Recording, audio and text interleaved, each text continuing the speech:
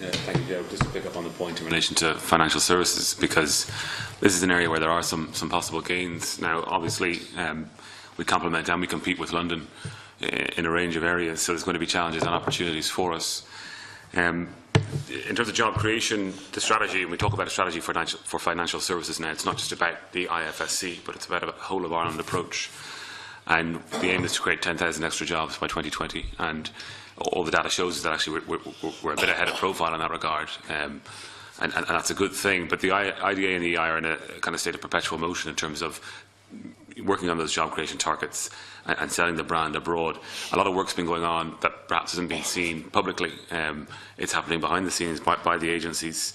I mean, we met ourselves as a quarterly joint committee between industry and the public sector on the 20th of June ahead of the vote, and since then there have been a number of contacts between industry and the relevant agencies, and the public sector coordination group is meeting again next week. And so far as the strategy is concerned, and keeping our eye on the job creation targets in light of Brexit, a special communications subcommittee was set up and is meeting today, and it's going to be looking to see how we kind of sweat the existing action plan for 2016 in light of what's happened. So things like our missions abroad, what the plans are there, new missions that need to be undertaken, promotional material in terms of selling the brand in light of the new reality, the action plan for 2017 and what needs to go into that, and then also the European Financial Forum, the second one, which will be held in January. This is where Ireland's trying to position itself like the Asia Financial Forum, and as of course we have the gateway, but this is the way into it, and that will present a huge opportunity, I think, for the country in light of what's happened, because by that point as well we'll have perhaps a bit more certainty as to what direction the UK is going in. You mentioned the EI in particular. I mean, I was actually with a couple of EI exporting companies on Friday, and they'd spent the whole day dealing with the currency fluctuations and the difficulties there. But the EI has a number of strategies and contingencies in place, and they're actually outlined in the summary contingency framework that was published.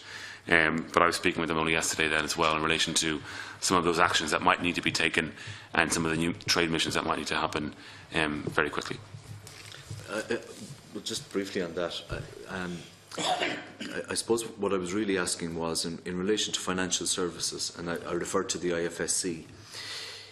If the UK departs from EU taxation, if you will, say for EU legislation or case law in relation to, for instance, VAT, the question I have is whether or not the financial services sector in this country, in terms of exports of financial services, goods and services, fintech, everything that sails in that ship, is significantly diversified such that there isn't an over-reliance on the UK market, i.e. exports of services from Ireland to the UK, but that we're diversified sufficiently into Asian markets, other EU markets, North American markets. That's really the question.